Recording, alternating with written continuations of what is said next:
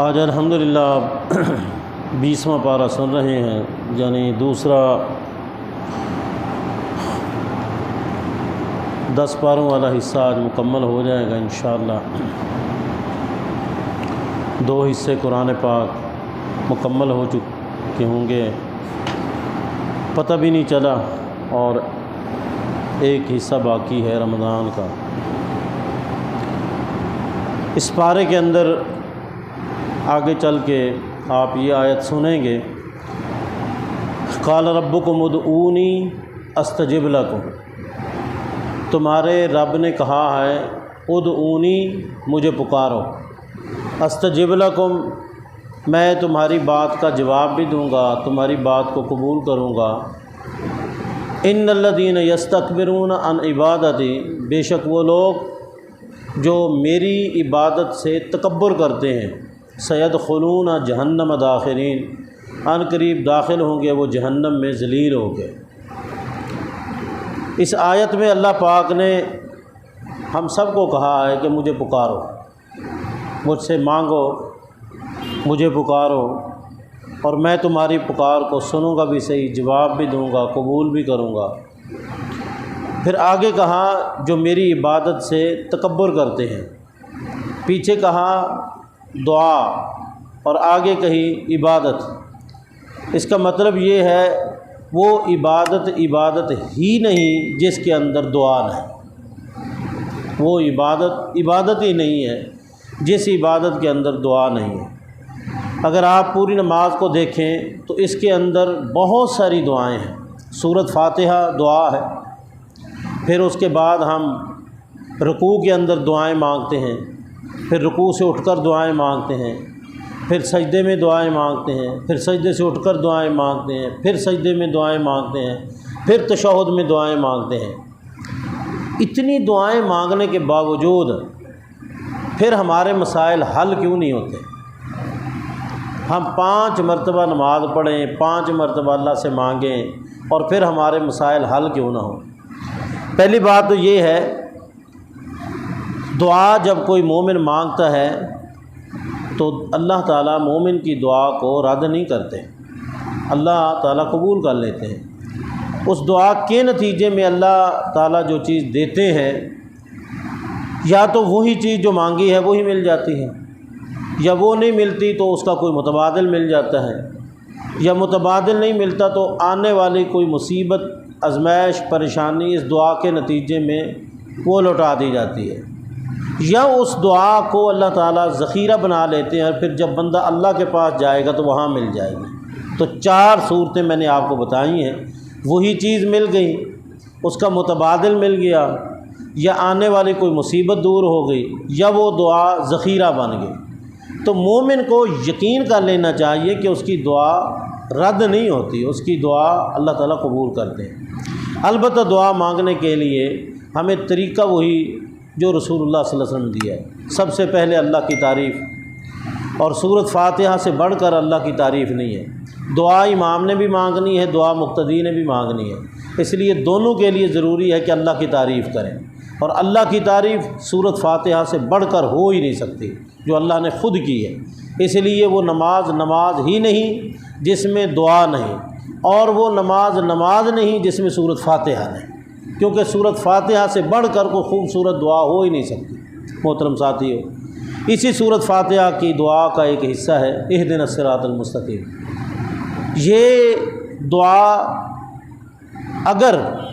کوئی اس دعا سے مستثنیٰ ہوتا تو وہ محمد رسول اللہ صلی اللہ علیہ وسلم تھے، لیکن نبی صلی اللہ علیہ وسلم کی ایک نماز بھی ایسی نہیں جس نماز میں یہ دعا نہ ہو، اہدنا الصراط المستقیم۔ چاہے وہ نماز آپ نے پڑھی ہے، چاہے وہ نماز آپ نے پڑھائی ہے،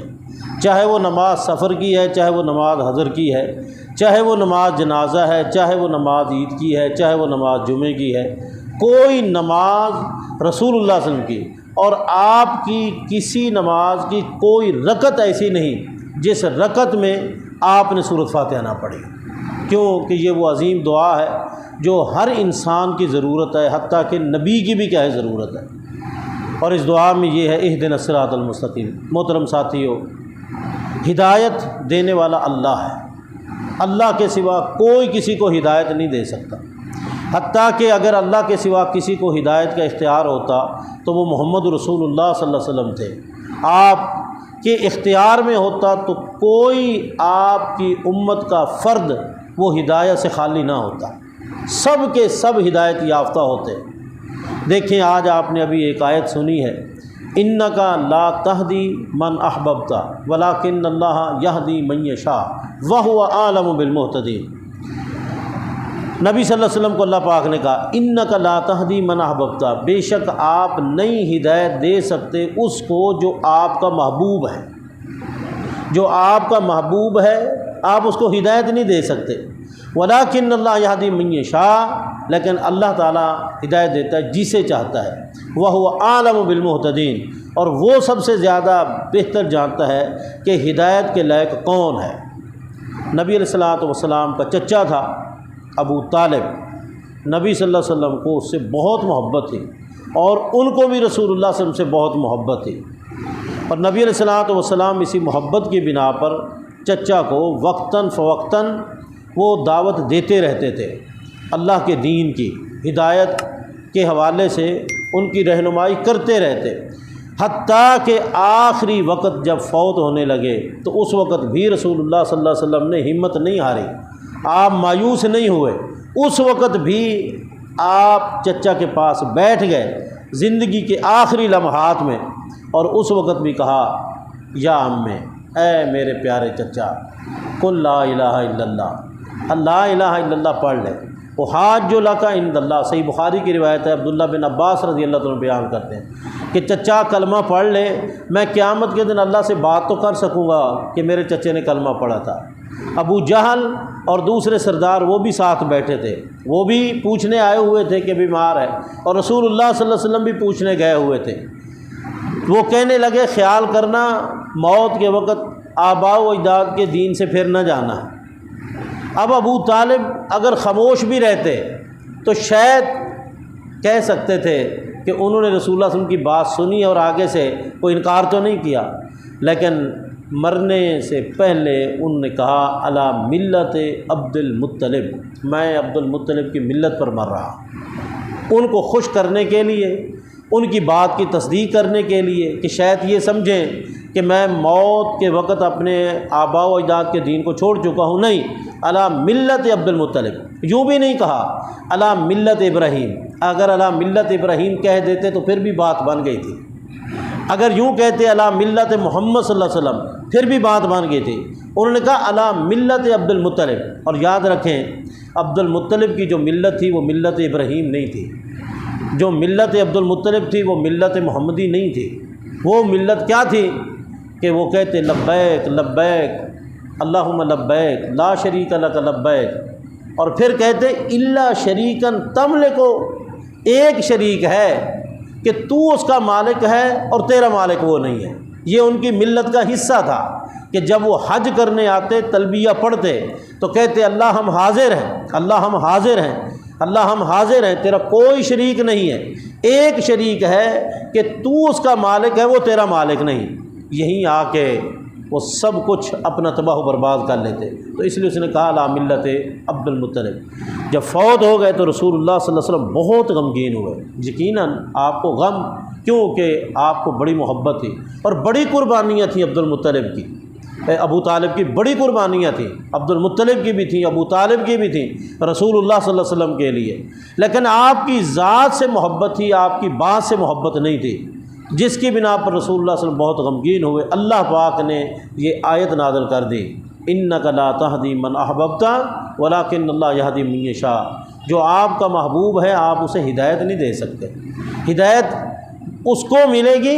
یہدی الیہ من اناب، جو اللہ کی طرف رجوع کرے گا اس کو ہدایت مل گئی، اور جو اللہ کی طرف رجوع نہیں کرتا اس کو ہدایت نہیں ملے گی۔ عبد المطلب کی جو ملت تھی وہ ملت ابراہیم کے بھی خلاف تھی، اور ابو طالب نے آخری وقت عبد المطلب کی ملت پر